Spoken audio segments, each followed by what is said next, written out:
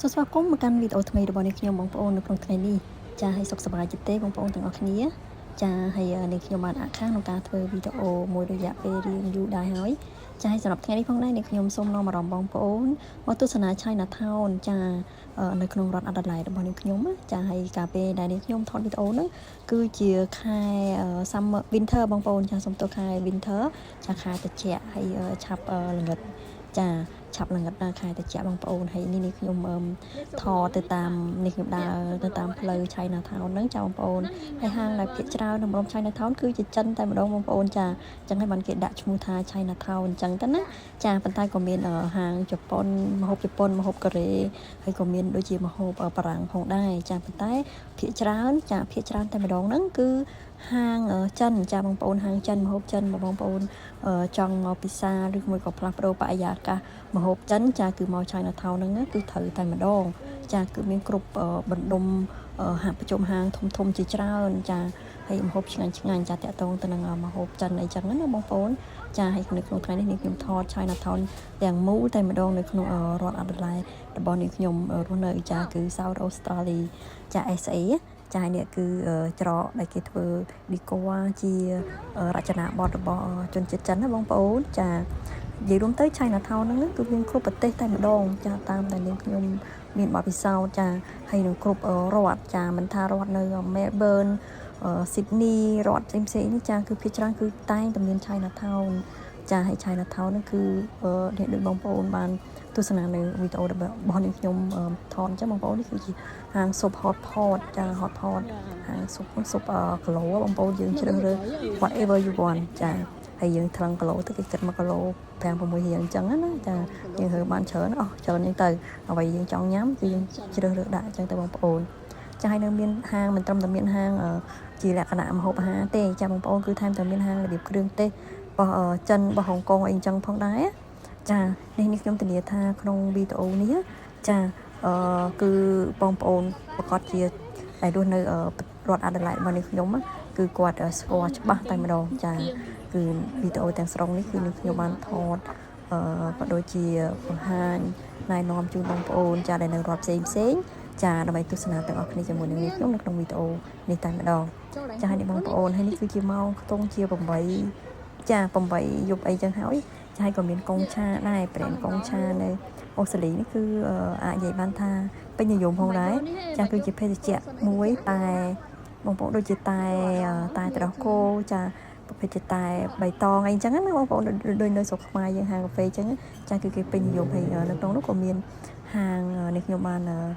ថតបានស្គាល់ហាង Sakura ដែលមានលក់ផលិតផលជប៉ុនចាផលិតផលជប៉ុនផលិតផលកូរ៉េមិនថាគ្រឿងសម្អាងគ្រឿង skin care គ្រឿងសាប៊ូអីចានៅហាង Sakura ណាបងប្អូនតែខ្ញុំបានចូលថតជូនបងប្អូនចាតតែបិទ record ប្រហែលចូលថតអញ្ចឹងណាចាឲ្យបងប្អូនចង់ស្វែងរកផលិតផល skin care ក៏ដូចជា cosmetic សាប៊ូអីផ្សេងៗអាចមករកនៅ Sakura បានចាសម្រាប់បងប្អូនដែលរស់នៅក្នុងរដ្ឋ Adelaide ចា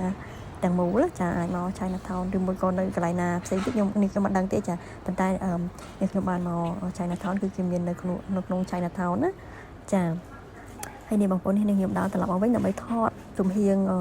មុខម្ខាងទៀតជូនបងប្អូនទស្សនាមិនខ្ញុំថតមកជំហៀងហើយថតមកជំហៀងទៀតចាឲ្យតិចមែនតើនៅក្នុងពេលដែលនេះខ្ញុំថតវីដេអូចាគឺនៅខែតិចហើយវីដេអូទៅបានកាត់ទេចាតតែខែក្តៅបានកាត់បងប្អូនចាគឺតិចមែនតើ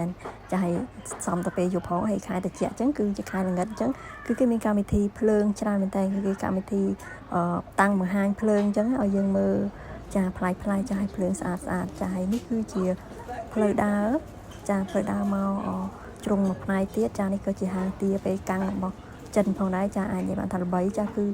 បងប្អូនហាងចិននេះប៉ុន្តែប្រាំងចាក៏ចូលហូបណែនដែរបងប្អូនណាចាមិនមានថាហាងចិនជនជាតិចិនគ្នាគាត់ចូលពិសាសំបីតែប្រាំងស្បែកសហ្នឹងគឺគាត់ចូលមកក្រុមគ្រួសារគាត់មិត្តភ័ក្តិអីចឹងទៅចាហើយនេះក៏មានហាងជប៉ុនម្ហូបជប៉ុនចាម្ហូបជប៉ុនផងដែរចាគឺនិយាយរួមទៅបណ្ដុំនៃម្ហូបអាហារតែម្ដង China Town នេះគឺសប្បាយហូបបងប្អូនចាគឺអត់ខ្វះទេចាអ្វីដែលខ្វះហ្នឹងគឺយើងខ្វះតលុយបងប្អូនត្រៀមតលុយឲ្យតែច្រើនទៅចាគឺយើងគឺសបោហូបហើយចាហើយមួយទៀតចាសម្រាប់ថ្ងៃសៅរ៍ឬមួយក៏ថ្ងៃអាទិត្យចា ក៏ដូចជាថ្ងៃ holiday នៅពេលដែលយើងចូលហូបនៅ restaurant អញ្ចឹងគឺគេឆាយតាក់បន្ថែមពីលើបងប្អូនចាបើថាថ្ងៃធម្មតាមិនមែនជាថ្ងៃ holiday អីទេឬមួយក៏ public holiday ទេគឺអត់មានឆាយតាក់បន្ថែមទេបងប្អូនចាបើថាថ្ងៃ public holiday សៅរ៍អាទិត្យអីអញ្ចឹងចាគឺគេនឹងឆាយតាក់បន្ថែមទៅលើកម្លាំងពលកម្មបុគ្គលិកគេចាហើយនេះបងប្អូនឃើញហាងច្រើនគួរសមដែរបងប្អូនចាហាងច្រើនមិនថាហាងអាស៊ីចាមានម្ហូបចម្រុះជាតិសាសន៍តែម្ដងនៅទីនេះហើយមនុស្សដើរនិយាយរួមទៅពេលយប់គឺកាន់តែមនុស្សច្រើនចាពេលយប់គឺមនុស្សកាន់តែច្រើនចឹងទៅគេដើរលេងសប្បាយហូបម្ហូបអាហារនេះបងប្អូនបើថាហាងខ្លះហ្នឹងយើងឡាញអាប់យើងតម្រង់ជួរចាតម្រង់ជួរយូរវែងមែនតើណាចាតម្រុំតបានចូលហូបមួយចានេះគឺជាហាងស៊ូស៊ីចាហាងស៊ូស៊ីហើយក៏ជាយូឈីនេះគឺជាប្រភេទយ៉ូហ្គតយ៉ាអ៊ូចាយ៉ាអ៊ូរបៀបក្រែមបងប្អូនក៏គេថ្លឹងចាគេថ្លឹងលក់គីឡូហើយនេះខ្ញុំដើរទៅមកចំហៀងទៀតបងប្អូននិយាយរួមទៅវាច្រើនដែរច្រើនផ្នែកដែរចាថតឲ្យបងប្អូនអ្នកដែលនៅរដ្ឋផ្សេងគឺគាត់បានទស្សនានៅវីដេអូមួយនេះគឺChinatown នៅខាង Adelaide របស់នេះខ្ញុំគឺមានសម្រាប់ក៏ដូចជាសោភ័ណភាពបែបនេះបងប្អូនចាហើយតើយ៉ាងម៉េចដែរតើខុសពីទស្សនភាពនៅក្នុងរដ្ឋបងប្អូនផ្សេងនៅក្នុងប្រទេសអូស្ត្រាលីយ៉ាងម៉េចដែរចាបងប្អូនហើយហាង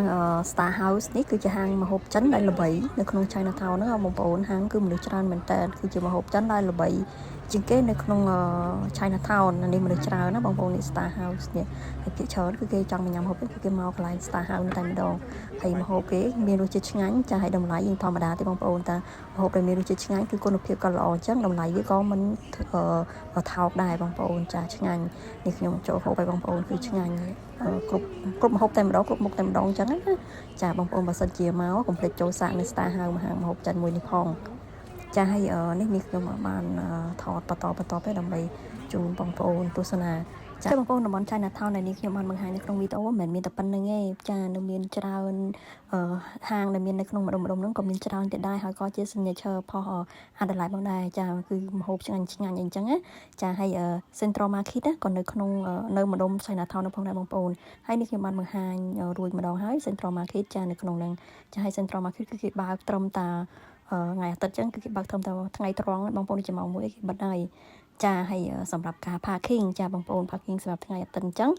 យើងអាច park នៅកន្លែងដូចយើងឆ្ងាយដែរចាដោយអត់អស់លុយទេចាហើយបើយើងចូល park នៅក្នុង Central Market នេះគឺចាប់ពីម៉ោង 6 ឡើងដូចជា 6 ល្ងាចទេបងប្អូន$8ចានេះខ្ញុំគ្រាន់តែជម្រាបដូចជាតិចផ្សេងក្នុងការ parking នៅម្ដុំ Chinatown ណាចាហើយវីដេអូរបស់នេះខ្ញុំក៏ខិតជិតដល់ទីបញ្ចប់ផងដែរអរគុណបងប្អូនទាំងអស់គ្នាសម្រាប់ការតាមដានចំណាយពេលចាទស្សនាវីដេអូរបស់នេះខ្ញុំតាំងពីដើមរហូតដល់ចប់ចាសូមផ្ញើក្តីនឹករលឹកនេះជូនដល់បងប្អូនទាំងអស់គ្នាចាប្រជាពលរដ្ឋខ្មែរដែលមាននៅក្នុងទូទាំងពិភពលោករបស់យើងបងប្អូនខ្មែរយើងនៅដល់ទីណាសូមផ្ញើជូនទៅដល់ទីហ្នឹងចាហើយសូមជម្រាបលាម្ដងទៀតជួបគ្នានៅវីដេអូក្រោយៗទៀតបាយ